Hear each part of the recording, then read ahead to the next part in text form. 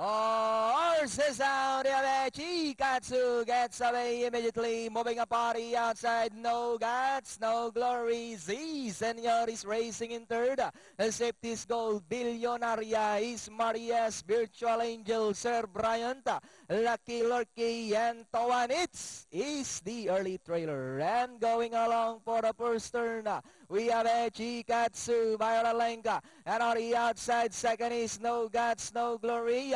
Z Senor is racing in third, 2 lengths in fourth, Billionaria.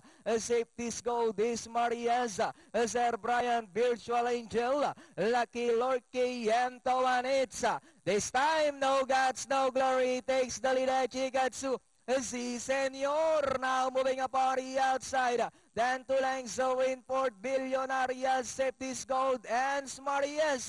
The lead now belongs to Z Senor by about 3 lengths.